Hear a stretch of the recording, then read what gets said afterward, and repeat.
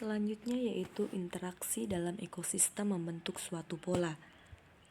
Terbagi menjadi 3. Yang pertama, interaksi antara makhluk hidup dengan makhluk hidup yang lain. Interaksi ini dapat terjadi melalui rangkaian peristiwa makan dan dimakan, seperti rangkai makanan, jaring-jaring makanan, dan piramida makanan. Dapat kita lihat di bawah ini salah satu gambar rantai makanan. Bunga ini menjadi produsen karena bunga dapat menghasilkan makanan sendiri melalui fotosintesis. Kelinci menjadi konsumen tingkat 1, dan ular menjadi konsumen tingkat 2, dan seekor burung hantu menjadi konsumen tingkat 3. Selanjutnya yaitu macam-macam simbiosis. Simbiosis merupakan bentuk hidup bersama antara dua individu yang berbeda jenis. Ada beberapa macam simbiosis, yaitu yang pertama, simbiosis mutualisme. Merupakan suatu hubungan dua jenis individu yang saling memberikan keuntungan satu sama lain. Misalnya antara semut dan tumbuhan, antara tumbuhan polong-polongan dan bakteri pengikat nitrogen, serta antara manusia dan bakteri yang hidup di usus besar. Makhluk hidup yang melakukan simbiosis mutualisme akan menderita kerugian jika tidak bersimbiosis. Misalnya antara bunga dan lebah. Tanpa bersimbiosis, bunga tidak bisa melakukan penyerbukan, sehingga tidak bisa menghasilkan biji untuk berkembang biak. Sedangkan lebah tidak bisa mendapatkan nektar untuk makanannya. Yang kedua yaitu simbiosis komensalisme. Adalah hubungan interaksi dua jenis individu yang memberikan keuntungan kepada salah satu pihak, tetapi pihak lain tidak bisa mendapatkan kerugian. Contohnya yaitu anggrek dengan pohon yang ditumpanginya. Anggrek hanya menempel pada pohon yang ditumpanginya untuk mendapatkan sinar matahari. Pohon yang ditumpangi anggrek tidak dapat mengalami kerugian apapun. Yang ketiga yaitu simbiosis parasitisme. Merupakan hubungan dua jenis individu yang memberikan keuntungan kepada salah satu pihak dan kerugian pada pihak lainnya. Contohnya hubungan antara tumbuhan beluntas dengan tali putri. Selanjutnya yaitu peran organisme berdasarkan kemampuan menyusun makanan. Peran organisme dibagi menjadi 2. Yang pertama, organisme autotrof, dan yang kedua, organisme heterotrof. Organisme autotrof merupakan organisme yang memanfaatkan cahaya dan reaksi kimia untuk mengolah makanannya. Organisme autotrof memiliki klorofil sehingga dapat melakukan fotosintesis. Contoh organisme autotrof adalah tumbuhan dan bakteri.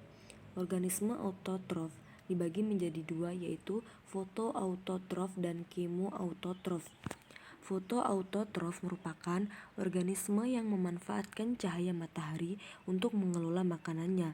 Contohnya pada tumbuhan hijau yaitu seperti sawi, bayam, dan lain-lain. Sedangkan kemoautotrof merupakan organisme yang memanfaatkan reaksi kimia agar dapat mengolah makanannya. Contohnya yaitu bakteri besi, bakteri belerang, dan bakteri nitrogen. Yang kedua, organisme heterotrof adalah organisme yang tidak bisa mengolah makanannya sendiri. Organisme heterotrof dibagi menjadi 3, yaitu herbivora, karnivora, dan omnivora. Yang pertama yaitu herbivora. Herbivora merupakan organisme yang memakan atau mengonsumsi tumbuhan. Contohnya itu seperti sapi, panda, domba, dan lain-lain. Yang kedua, karnivora. Karnivora ini merupakan organisme yang memakan atau mengonsumsi daging. Contohnya seperti singa, anjing, buaya, dan lain-lain. Dan yang terakhir, omnivora. Omnivora ini merupakan organisme yang memakan atau mengonsumsi tumbuhan dan daging. Contohnya seperti manusia, ayam, dan babi. Yang selanjutnya yaitu materi terakhir pada kali ini tentang pola interaksi manusia memengaruhi ekosistem. Dalam ekosistem, manusia itu berperan sebagai bagian dari komponen. Materi yang selanjutnya pada pertemuan kali ini yaitu tentang pola interaksi manusia mempengaruhi ekosistem. Dalam ekosistem, manusia sebagai bagian dari komponen biotik, dan peran manusia ini besar sekali pengaruhnya terhadap kualitas lingkungan. Sudah tidak asing terdengar di telinga kita tentang kerusakan hutan, pencemaran sungai dan laut yang disebabkan oleh perilaku manusia yang hanya memanfaatkan kekayaan alam dan kurang menyadari akan kerusakan yang terjadi. Manusia memiliki peran yang sangat penting untuk mengatasi pencemaran lingkungan yang terjadi akibat ulah manusia sendiri. Menurut Undang-Undang Pokok Pengelolaan Lingkungan Hidup Nomor 4 Tahun 1982, pencemaran lingkungan adalah berubahnya tatanan lingkungan oleh kegiatan manusia atau oleh proses alam, sehingga kualitas lingkungan turun sampai ke tingkat tertentu yang menyebabkan lingkungan menjadi kurang atau tidak dapat berfungsi lagi sesuai dengan peruntukannya. Adapun faktor-faktor penyebab perubahan lingkungan. Faktor penyebab perubahan lingkungan dapat dibedakan menjadi faktor alam dan faktor manusia. Faktor yang dapat menimbulkan kerusakan antara lain gunung meletus, gempa bumi, angin topan, kemarau panjang, banjir, dan kebakaran hutan. Faktor manusia berupa kegiatan manusia yang menyebabkan perubahan lingkungan, misalnya itu membuang limbah, yaitu limbah rumah tangga, industri, pertanian, dan sebagainya, secara sembarangan, menebang hutan sembarangan, dan sebagainya. Penebangan hutan hujan tropik di Indonesia dapat berpengaruh pada perubahan iklim global karena hutan merupakan paru-paru dunia.